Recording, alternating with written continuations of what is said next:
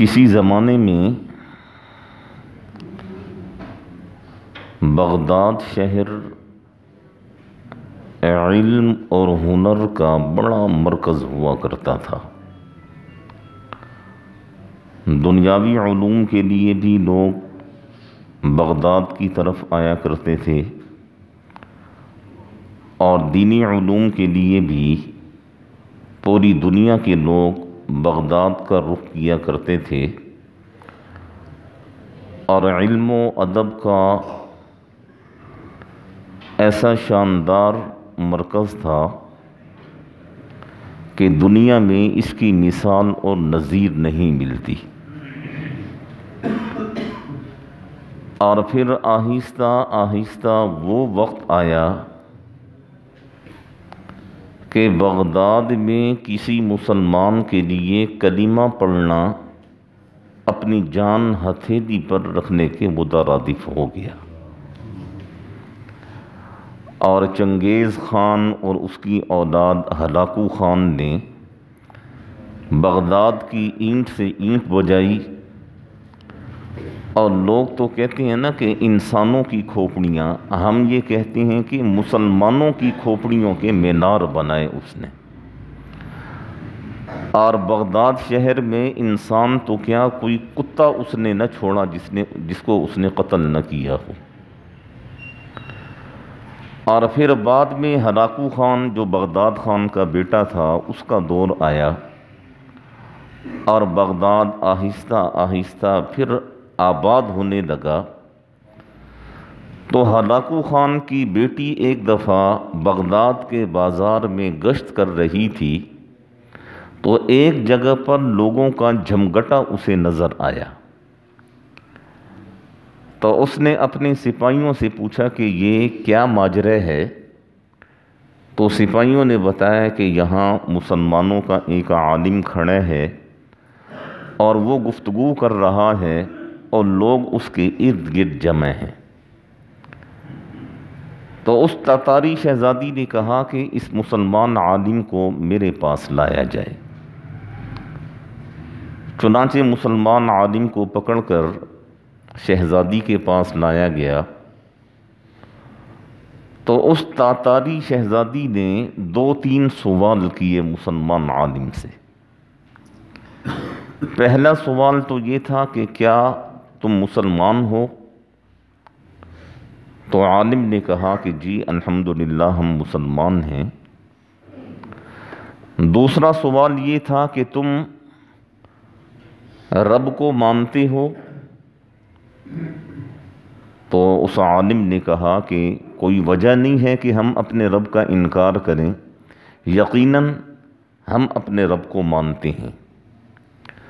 تو اس شہزادی نے کہا کہ یہ بھی مانتے ہو کہ رب جسے چاہتا ہے غالب کر دیتا ہے؟ تو مسلمان عالم نے کہا کہ ہاں یہ بھی مانتے ہیں، ہمارا رب جب جسے چاہتا ہے جس طرح چاہتا ہے غالب کر دیتا ہے۔ تو اس شہزادی نے کہا کہ یہ بھی مانتے ہو کہ تمہارے رب نے ہمیں تم پر غالب کر دیا ہے؟ تو مسلمان عالم نے کہا کہ ہاں بظاہر ایسا ہی ہے کہ اس وقت تم ہمارے اوپر غالب ہو اور ہم مغلوب ہیں۔ تو اس شہزادی نے کہا کہ کیا ہمارا غالب ہونا یہ اس چیز کی دلیل نہیں ہے کہ رب نے ہمیں پسند کیا ہے اور تمہیں ناپسند کیا ہے؟ ہمیں پسند کیا ہے تو تم پر ہمیں غالب کر دیا ہے نا، اور اگر تم اپنے رب کے محبوب ہوتے آج تم غالب ہوتے۔ تو اس سے تو یہی معلوم پڑتا ہے کہ ہمارا رب کے ہاں بڑا مقام ہے، تو اس چیز کو تم مانتے ہو؟ تو اس عالم نے کہا کہ نہیں، میں اس چیز کو نہیں مانتا کہ تم ہمارے اوپر غالب ہو، تو یہ اس چیز کی دلیل ہے کہ تم اللہ کے ہاں مقبول بھی ہو، محبوب بھی ہو، باعزت بھی ہو، میں اس چیز کو نہیں مانتا۔ تو اس شہزادی نے کہا کہ اس نہ ماننے کی وجہ کیا ہے؟ اس نہ ماننے کی وجہ کیا ہے؟ تم لوگ دیکھ رہے ہو کہ تم اس وقت مغلوب ہو، تمہاری درسگاہوں کو ہم نے تباہ کر دیا، تمہاری ثقافت کو ہم نے تباہ کر دیا، اور اسی طریقے سے تمہارے رسم و رواج کو ہم نے تباہ کر دیا، اور آج تم ہمارے محکوم ہو، مغلوب ہو، ہم تم پر حاکم ہیں، ہم تم پر غالب ہیں۔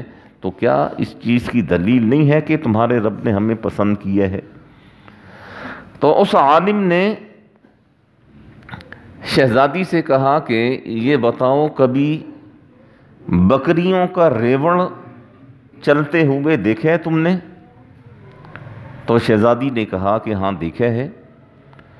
اس عالم نے کہا کہ اس بکریوں کو ہانک کر جو شخص لے جا رہا ہوتا ہے اسے چرواہا کہتے ہیں، اس چرواہے کو بھی تم نے دیکھا ہے؟ تو شہزادی نے کہا کہ ہاں چرواہے کو بھی دیکھا ہے۔ تو عالم نے کہا کہ چرواہے کے ساتھ 2 3 4 5 6 کتے بھی ہوا کرتے ہیں، وہ کتے بھی کبھی تم نے دیکھے ہیں؟ تو شہزادی نے کہا کہ ہاں ریوڑ میں جب بکریاں چلتی ہیں، چرواہا چلتا ہے تو کتے بھی اس کے ساتھ ہوتے ہیں۔ تو اس عالم نے کہا جانتی ہو یہ کتے کیوں چرواہا اپنے ساتھ رکھتا ہے؟ شہزادی نے کہا کہ نہیں۔ تو اس عالم نے کہا کہ یہ کتے اس لیے ساتھ رکھے جاتے ہیں کہ اگر کوئی بکری ریوڑ میں سے نکل کر دائیں بائیں ہو جائے اور اپنے چرواہے کے حکم کے ماتحت نہ رہے اور ریوڑ کے ساتھ نہ چلے تو وہ چرواہا ان کتوں کو ان بکریوں کے پیچھے چھوڑ دیتے ہے اور وہ کتے ان بکریوں کو لا کر ریوڑ کے اندر داخل کرتے ہیں۔ تو شہزادی نے کہا کہ ہاں یہ بات تو ٹھیک ہے۔ تو اس عالم نے کہا کہ تم لوگ اللہ کے چھوڑے ہوئے کتے ہو جو ہم پر مسلط ہو گئے ہو، ہم نے اپنے رب کے در کو چھوڑا ہے، اللہ نے تمہیں ہمارے پیچھے لگا دیا ہے، جب تک ہم اپنے رب کے در کے اوپر نہیں آئیں گے تم کتے ہم پر مسلط رہو گے۔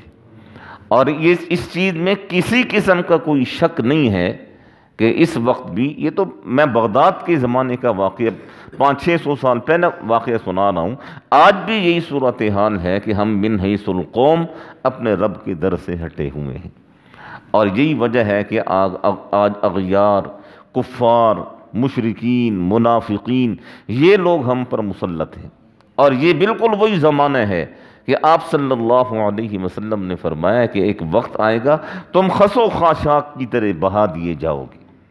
تو صحابہ کرام نے عرض کیا اللہ کے رسول کیسے بہا دیے جائیں گے؟ کیا اس وقت ہماری تعداد کم ہوگی؟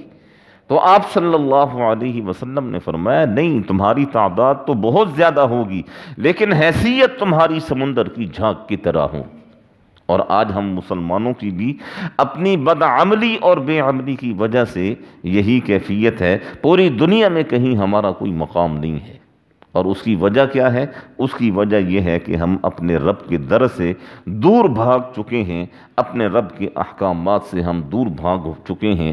اسی وجہ سے اللہ جل شانہ نے یہ اس قسم کے حالات آج پیدا کیے ہوئے ہیں۔ تو اس عالم کی بات اس شہزادی کے ذہن میں ایسی بیٹھی، اس نے کہا کہ واقعتاً تم لوگ صحیح کہتے ہو، جب تک تم اپنے رب کے در پر تھے دنیا کی کوئی طاقت تمہیں نہ ہٹا سکی نہ بٹا سکی، اور جب تم نے اپنے رب کو در کو چھوڑ دیا تو ہم منگول تمہارے اوپر مسلط ہو گئے اور ہم نے تمہاری اینٹ سے اینٹ بجا دی۔ اور آج بھی آپ صلی اللہ علیہ وسلم کی احادیث مبارکہ کی روشنی میں اس چیز کی بڑی ضرورت ہے کہ ہم میں سے ہر مسلمان اپنے رب کے ساتھ اپنے تعلق کو مضبوط نہیں، مضبوط سے مضبوط تر بنانے کی کوشش کرے۔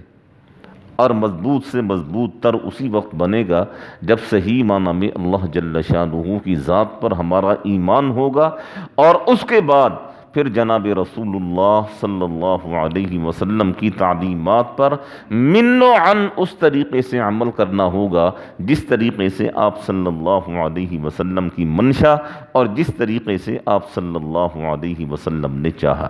من چاہی زندگی بسر کریں گے اور من چلو کی طرح زندگی بسر کریں گے، آزاد ہو کر زندگی بسر کریں گے، زندگی تو گزر جائے گی لیکن ہاتھ پلے کچھ بھی نہیں آئے گا۔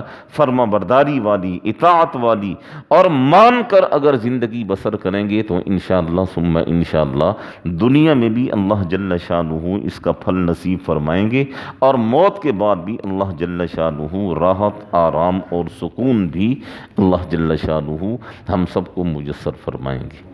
دعا فرمائیں اللہ جل شانہ ہم سب کو ماننے والی زندگی نصیب فرمائیں، اطاعت والی زندگی نصیب فرمائیں، نافرمانی اور سرکشی والی زندگی سے اللہ جل شانہ ہمیں، ہماری اولادوں کو، ہماری نسلوں کو، ہمارے ملنے ملانے والوں کو اللہ جل شانہ محفوظ فرمائیں۔ بسم اللہ الرحمن الرحیم۔